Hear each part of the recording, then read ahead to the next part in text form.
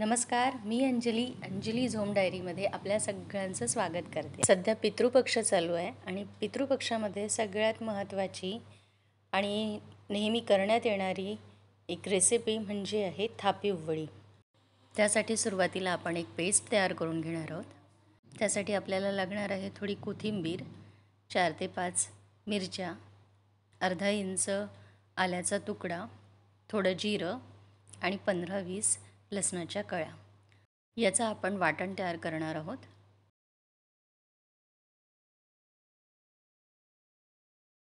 वाटण हे आपल्याला खूप बारीक करायचं नाही आहे, त्यामुळे मी याच्यात अजिबात पाणी घालणार नाही आहे। ही पेस्ट आपल्याला थोडी जाडसरच हवी आहे। बघा, या अशा पद्धतीने मी हे वाटण तयार करून घेतलेलं आहे। तर आता ही पातोडी तयार करण्यासाठी आपल्याला बेसन हवं आहे। इथे मी हरभऱ्याच्या डाळीचं पीठ घेतलेलं आहे। प्रमाणामध्ये मी 2 वाट्या बेसन घेते आहे। तुम्हाला जसं प्रमाण हवं असेल तुम्ही घेऊ शकता। मी इथे 2 वाट्यांचं प्रमाण घेते आहे। तर इथे मी 2 वाट्यांच्या बेसनमध्ये मी मिक्स करताना 2 वाटी पाणी घालणार आहे आणि 1 वाटी पाणी आपल्याला नंतर लागणार आहे। म्हणजेच मी इथे 1.5 पट प्रमाण पाण्याचं घेणार आहे। तर थोडं थोडं पाणी घालून मी या बेसनला मिक्स करून घेते आहे। मिक्स छान पद्धतीने करायचं, जेणेकरून त्यामध्ये काहीही गुठळ्या राहणार नाही। थोडं थोडं मिक्स करत राहिलं तर यामध्ये काहीही गुठळ्या पडणार नाही। बघा, हे अशा पद्धतीने आपण मिश्रण तयार केलेलं आहे। तर इथे मी आता एक पॅन घेतलेलं आहे, ज्यामध्ये मी जवळपास 2 पळी तेल घेतलेलं आहे। थोडं जिरं मोहरी टाकते आणि थोडी हिंग टाकते आणि त्यानंतर आपण जी पेस्ट तयार केलेली आहे ती पेस्ट आपण यामध्ये टाकणार आहोत। तर इथे मी पूर्ण पेस्ट टाकलेली आहे। याला छान आपण परतून घेऊया, जेणेकरून ते जळणार नाही। त्यानंतर आपण यामध्ये थोडी पाव चमचा हळद घालूया। जसं आपण बेसनची पेस्ट तयार करताना 2 वाटी बेसनला 2 वाटी पाणी घातलेलं होतं आणि आता 1 वाटी पाणी आपण यात घालणार आहोत। म्हणजे या वड्या तयार करताना जे प्रमाण तुम्ही बेसनचं घ्याल त्याच्या 1.5 पट प्रमाण तुम्हाला पाण्याचं घ्यायचं आहे। तर मी ते पाणी टाकलं आहे 1 वाटी आणि त्यात मीठ टाकते आहे आणि थोडं लवकर घालायचं, जेणेकरून ती पेस्ट जळणार नाही।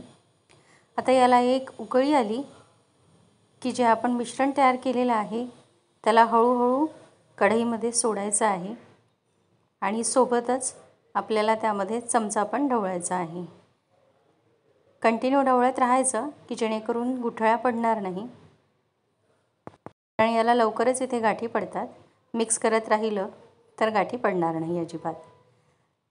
तर इथे मिश्रण आपलं थोडं घट्ट येतं आहे। हळूहळू हे घट्ट यायला लागेल आणि तसं ते कढईपासून सुटायला लागेल। तर आपण याला छान शिजवून घेऊयात। घट्ट आलेलं आहे छान। तर हे छान शिजलेलं आहे। आता आपण याला फक्त 2 मिनिट वाफ देऊया, जेणेकरून ते आतून छान शिजून जाईल। तोपर्यंत इथे मी एका ताटाला तेल लावून घेतलेलं आहे आणि त्या ताटावर आता आपल्याला हे मिश्रण थापायचं आहे।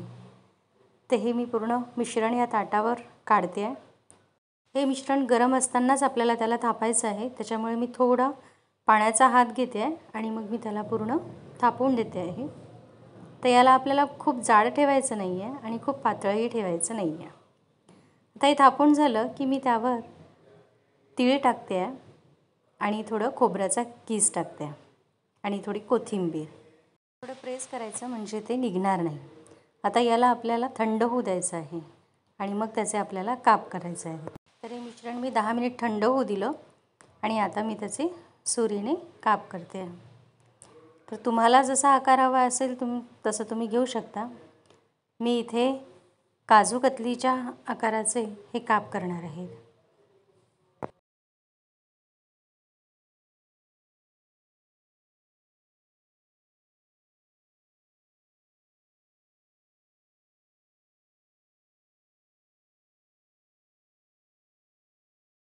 तर या आपल्या वड्या तयार झालेल्या आहेत। बघा, मी तुम्हाला ही एक वडी काढून दाखवते आहे। छान व्यवस्थित निघालेली आहे ती, अजिबात चिकटलेली नाही आहे आणि आतून छान शिजलेली आहे। वडी खूप छान झालेली आहे। या वड्या फक्त पितृपक्षातच न बनवता तुम्ही अशाही कधीही खायला करू शकता.